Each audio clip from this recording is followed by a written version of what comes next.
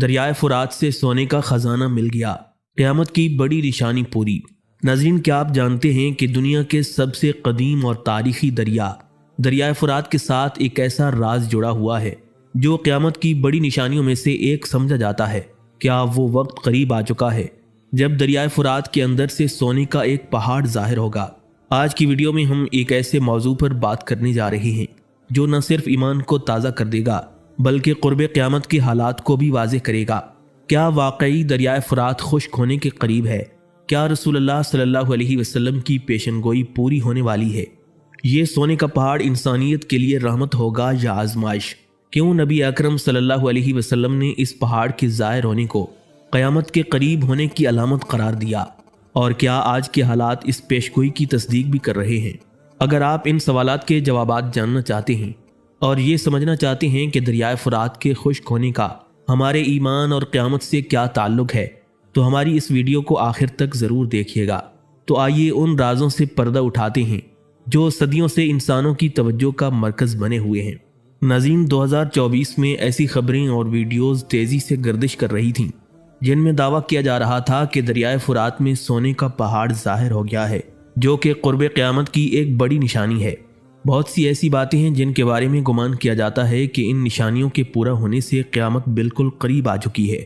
ان نشانیوں میں سے ایک دریائے فرات کا خشک ہونا اور اس سے برآمد ہونے والی چیزیں ہیں۔ ناظرین، مسلم دنیا میں دریائے فرات صرف ایک عام دریا ہی نہیں بلکہ اسے قرب قیامت کی بڑی نشانیوں میں سے ایک سمجھا جاتا ہے۔ دریائے فرات کو اسلامی تاریخ میں بے پناہ اہمیت حاصل ہے۔ کئی احادیث مبارکہ میں قرب قیامت کی نشانی کے طور پر دریائے فرات کا بالخصوص ذکر کیا گیا ہے۔ نبی اکرم نور مجسم شفیع معظم صلی اللہ علیہ وسلم کا فرمان عالی شان ہے کہ قیامت کے قریب یہ دریا خشک ہو جائے گا اور اس میں سے سونے کا ایک پہاڑ نمودار ہوگا۔ حضور نبی علیہ الصلوۃ والسلام کی یہ پیش گوئی نہ صرف مسلمانوں بلکہ دیگر مذاہب کے لوگوں کے لیے بھی دلچسپی کا مرکز رہی ہے۔ مشرقی ترکی سے نکلنے والا یہ عظیم دریا ترکی، شام اور عراق سے گزرتا ہوا تقریباً 2800 کلومیٹر کا فاصلہ طے کر کے خلیج فارس میں جا گرتا ہے۔ اس دریا کے کنارے صدیوں سے انسانی تہذیب کی بنیاد رہی ہے، جہاں کئی ریاستیں آباد ہوئیں اور پھر زوال پذیر ہوئیں۔ دریائے فرات اور دریائے دجلہ کا یہ علاقہ اپنی زرخیز زمین اور شاندار تہذیبوں کے لیے مشہور۔ تاریخی اہمیت کی بنا پر ہر دور میں یہ دریا انسانوں کے لیے خواب جیسا رہا ہے۔ آج اس دریا کے خشک ہونے کی خبریں اور اس کے ساتھ جڑی پیشن گوئیاں ایک بار پوری دنیا کی توجہ اپنی جانب مبذول کرا رہی ہیں۔ ناظرین گرامی، دریائے فرات اور دریائے دجلہ انسانی تہذیب کے قدیم ترین مراکز میں سے ہیں جنہوں نے مختلف قوموں اور تہذیبوں کی بنیاد رکھی۔ اس دریا کے کناروں پر سمیر، بابلی، آشوری اور ایلامی تہذیبوں نے فروغ پایا جو تاریخ کے عظیم شاہکاروں میں شامل ہیں۔ دریائے نیل کی طرح ان دریاؤں نے بھی زرخیزی اور تمدن کے فروغ میں نمایاں کردار ادا کیا۔ دریائے فرات کے بارے میں مشہور ہے کہ اس نے تقریباً 3000 سال پہلے زرعی زمین کو سیراب کیا، اور کہا جاتا ہے کہ اس کارنامے کے پیچھے آشوری بادشاہ نمرود کی قیادت تھی جس نے غلاموں کی مدد سے اس منصوبے کو حقیقت بنایا۔ دجلہ، جسے یونانی زبان میں ٹائگرس اور فارسی میں تگلا کہا جاتا ہے، اپنی تیز رفتار روانی کی وجہ سے مشہور ہے۔ یہ دریا دریائے فرات کے بعد اناطولیہ کا دوسرا سب سے طویل دریا ہے۔ روایات کے مطابق حضرت دانیال علیہ السلام پر نازل ہونے والی وحی کے لیے یہ دریا وسیلہ بنا اور اسی وجہ سے اسے دنیا کے مقدس ترین دریاؤں میں شمار کیا جاتا ہے۔ دریائے فرات پر قائم اتاترک بیراج ترکی اور یورپ کا سب سے بڑا بیراج ہے جو اس دریا کی اہمیت کو مزید اجاگر کرتا ہے۔ دریائے فرات اور دریائے دجلہ نے نہ صرف تہذیب کو جنم دیا بلکہ متعدد جنگوں، عشقیہ داستانوں اور تاریخی واقعات کے بھی شاہد رہے ہیں۔ ان کے کناروں پر ہونے والی دریافتوں نے نہ صرف اناطولیہ بلکہ پوری انسانی تاریخ کے لیے حیرت انگیز انکشافات کیے ہیں۔ یہ مقدس دریا آج بھی مشرق وسطی کی سیاسی اور جغرافیائی اہمیت کا محور ہے اور اس کی داستانیں تاریخ کے صفحات میں ہمیشہ زندہ رہیں گی۔ ناظرین، دریائے فرات اپنی راہ میں آنے والی تمام مشکلات کا ڈٹ کر سامنا کرتے ہوئے ہمیشہ اپنی سمت میں بہتا رہا۔ یہ اپنی مضبوطی، تاریخی اہمیت اور قدرتی خوبصورتی کے لیے مشہور ہے۔ دوسری جانب دریائے دجلہ اپنی بل کھاتی ہوئی روانی کی وجہ سے منفرد حیثیت رکھتا ہے۔ یہی وجہ ہے کہ روایتی طور پر فرات کا نام لڑکوں کے لیے اور دجلہ کا نام لڑکیوں کے لیے رکھا جاتا ہے، جو ان دونوں دریاؤں کی خصوصیات کی عکاسی کرتا ہے۔ دریائے فرات کی لمبائی تقریباً 2780 کلومیٹر ہے اور یہ دریا اپنے راستے میں موجود تمام رکاوٹوں کے باوجود ہمیشہ اپنی روانی کو برقرار رکھتا ہے، جو اس کی تاریخی اور جغرافیائی اہمیت کو مزید نمایاں کرتا ہے۔ دریائے فرات کی مجموعی لمبائی تقریباً 28,800 کلومیٹر بتائی گئی ہے، جو دریائے دجلہ سے بھی زیادہ ہے۔ یہ دریا اپنے کناروں پر موجود تہذیب کی بنیاد بن چکا ہے۔ قدیم زمانے میں اسے نیلا سونا کہا جاتا تھا، کیونکہ ہزاروں سالوں سے یہ علاقے کے لوگوں کی زندگی کا اہم ذریعہ رہا ہے۔ اس دریا کے کنارے پر بابل، آشور اور سومیرینز کی تہذیبوں نے اپنی سلطنت قائم کی۔ ان تہذیبوں کے آثار آج بھی اس دریا کے تاریخی اور ثقافتی ورثے کی گواہی دیتے ہیں۔ دریائے فرات کا راستہ ایک بڑے بنجر علاقے سے گزرتا ہے، لیکن اس اور دریائے دجلہ کے درمیان کے علاقے میں پانی کی وافر مقدار نے ایک زرخیز جنت پیدا کی ہے، جسے زرخیز ہلال یا فرٹائل کریسنٹ کہا جاتا ہے۔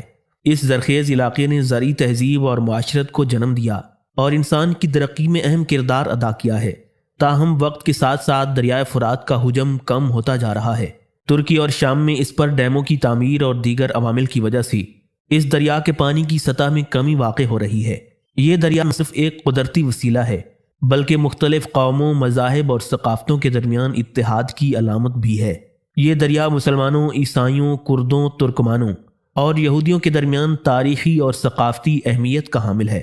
دریائے فرات اور دریائے دجلہ، ان کی منفرد خصوصیات اور ان کے گرد موجود تاریخی ورثہ اس بات کی گواہی دیتے ہیں کہ یہ دریا نہ صرف قدرتی وسائل کی علامت ہیں، بلکہ انسانی تہذیب کے اتحاد کی ایک زندہ مثال بھی ہیں۔ ناظرین گرامی، دریائے فرات کے کنارے ایک عظیم تہذیب آباد تھی، جسے بابل کی تہذیب کہا جاتا تھا۔ یہ تہذیب دنیا کی قدیم ترین اور طاقتور تہذیبوں میں شمار ہوتی تھی۔ بابل کے ایک عظیم بادشاہ بخت نصر نے یروشلم پر حملہ کیا اور اس شہر کو مکمل طور پر تباہ و برباد کر دیا۔ اس کے ظلم و ستم کی داستان میں یہودیوں کا قتل عام اور ان کے ماہر کاریگروں کو غلام بنا کر دریائے فرات کے کنارے آباد کرنا شامل ہے۔ یہودی اپنی عبرانی زبان میں دریائے فرات کو فرات کہتے ہیں، جبکہ عربی میں اسے الفرات کہا جاتا ہے۔ یہ دریا ترکی سے بہتا ہوا شام کے علاقے میں داخل ہوتا ہے، جہاں ایک تاریخی شہر عرفات واقع ہے۔ عرفات وہ جگہ ہے جہاں حضرت ابراہیم علیہ السلام کو نمرود نے ایک بڑی منجنیق کے ذریعے آگ میں پھینکنے کا حکم دیا تھا۔ اللہ کے حکم سے وہ آگ ٹھنڈی ہو گئی اور حضرت ابراہیم علیہ السلام آگ سے محفوظ رہے۔ وہ آگ حضرت ابراہیم علیہ السلام کے لیے سلامتی کا باعث بنی۔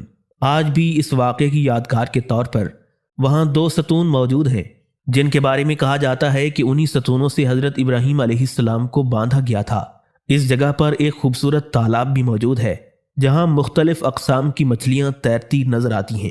یہ تالاب اس معجزے کی یاد دلاتا ہے جو اللہ تبارک و تعالیٰ نے اپنے نبی کے لیے ظاہر کیا۔ دریائے فرات اور دریائے دجلہ کے درمیان کا خطہ قدیم انسانی تہذیب کا مرکز رہا ہے، جسے میسوپوٹیمیا کہا جاتا ہے۔ یہ تہذیب 3000 سال سے بھی پرانی ہے اور اپنی ذخیرہ اور علمی ترقی کی وجہ سے مشہور ہے۔ اسی خطے میں حضرت ابراہیم علیہ السلام نے اپنا سفر شروع کیا تھا۔ انہوں نے مکہ مکرمہ کی وادی میں خانہ کعبہ کی بنیاد کو دوبارہ تعمیر کیا اور اپنی زوجہ سیدہ ہاجرہ اور اپنے بیٹے حضرت اسماعیل علیہ السلام کو اس مقدس سرزمین میں چھوڑا۔ اس کے بعد وہ خود یروشلم تشریف لے گئے، جہاں الخلیل کے مقام پر آج بھی ان کا مزار موجود ہے۔ یہ خطہ صرف مذہبی اہمیت نہیں رکھتا، بلکہ تاریخی اور جنگی اعتبار سے بھی بے حد اہم ہے۔ دریائے فرات اور دریائے دجلہ کے درمیان واقع علاقے میں قادسیہ کی مشہور جنگ لڑی گئی۔ اس جنگ میں حضرت سیدنا عمر فاروق رضی اللہ تعالیٰ عنہ کے دور خلافت میں مسلمانوں کو فتح نصیب ہوئی۔ مسلمانوں نے اس وقت کی سپر پاور فارس یعنی ایران کو ذلت آمیز شکست دی تھی۔ یہ دریا انسانی تاریخ کا خاموش گواہ رہا ہے، جو تہذیبوں کے عروج و زوال اور بادشاہوں کے اقدامات کو پیش کرتا رہا ہے۔ آج بھی دریائے فرات اور اس کے گرد و نواح میں ہونے والے واقعات ہمیں یہ یاد دلاتے ہیں کہ قدرت کے عظیم مظاہر کے ساتھ ہمیں اپنی تاریخ اور ثقافت کو بھی سمجھنے کی ضرورت ہے۔ ناظرین گرامی، گزشتہ عرصے میں کشمکش اور طاقت کی رسہ کشی کا ایک نہ ختم ہونے والا سلسلہ جاری ہے۔ یہ تنازع اس وقت شدت اختیار کر گیا جب دریائے فرات کے کناروں پر موجود میدانوں اور صحراؤں میں تیل کے وسیع ذخائر دریافت ہوئے۔ شام میں دیر الزور کے علاقے میں موجود تیل کے کنویں دریائے فرات کے دونوں کناروں پر واقع ہیں، جہاں سے تقریباً 3,85,000 بیرل تیل نکالا گیا ہے۔ اسی طرح عراق میں موجود تیل کے کنویں بھی دریائے دجلہ اور فرات کے آس پاس پھیلے ہوئے ہیں، جن میں تقریباً 140 ارب بیرل تیل کا ذخیرہ موجود ہے۔ یہ تیل جو گزشتہ کئی دہائیوں سے عالمی سیاست، معیشت اور تنازعات میں مرکزی حیثیت رکھتا ہے، اس علاقے میں ترقی کے مواقع پیدا کرنے کے ساتھ ساتھ کشیدگی کا سبب بھی بنتا رہا ہے۔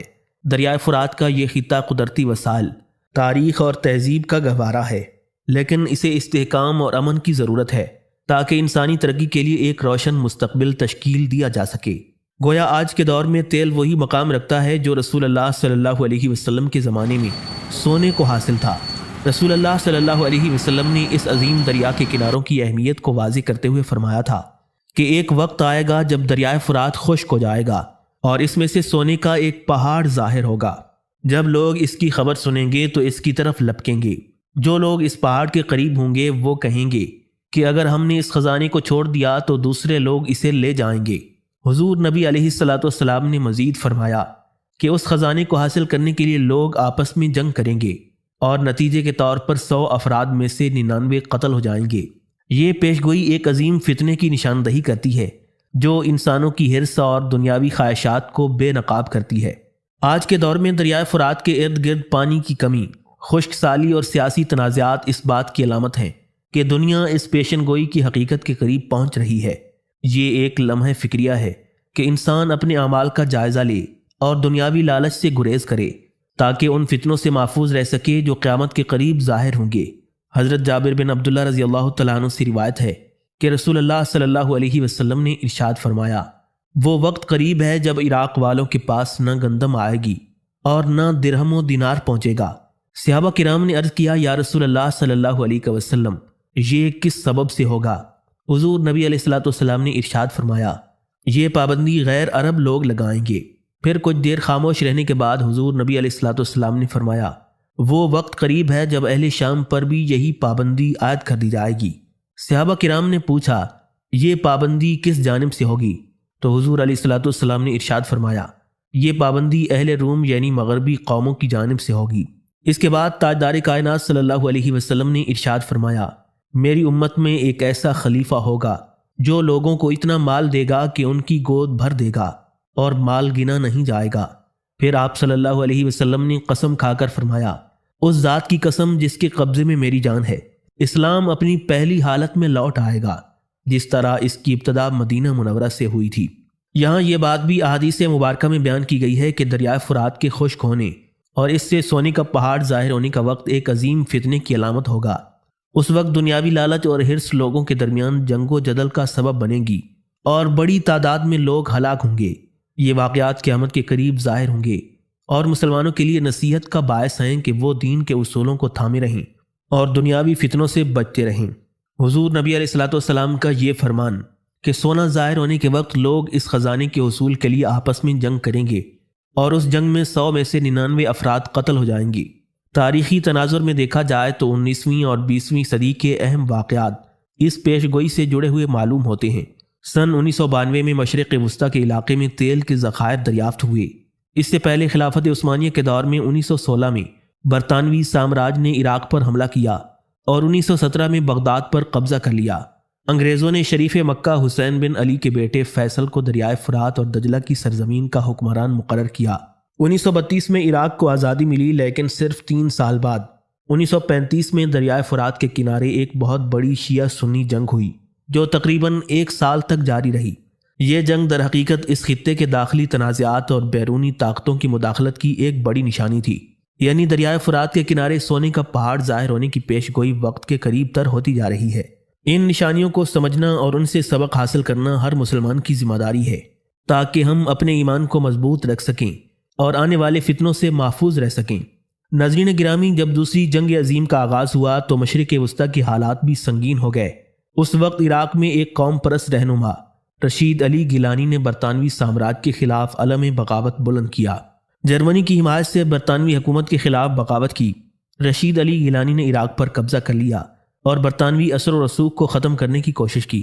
تاہم برطانیہ نے فوری رد عمل دیتے ہوئے عراق پر حملہ کیا اور ایک مشہور خون ریز مارکے میں کامیابی حاصل کی۔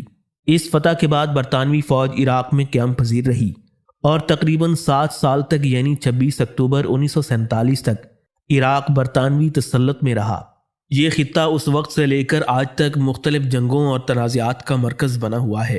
اگر بیرونی طاقتیں حملہ نہ بھی کرتیں تو داخلی اختلافات جیسے شیعہ اور سنی فرقہ وارانہ تصادم یا قوم پرست گروہوں کے درمیان جھڑپیں علاقے کو بد امنی کا شکار بناتی رہیں۔ دریائے فرات کے کنارے انسانی خون کی ندیاں بہائی گئیں اور اس خطے کے حالات مسلسل خراب رہے۔ اس دوران اسرائیل کے ساتھ 2 بڑی جنگیں ہوئیں، ایک 1948 میں اور دوسری 1967 میں۔ ان دونوں جنگوں میں دریائے فرات کے قریب آباد لوگوں کو ذلت امیز شکست کا سامنا کرنا پڑا۔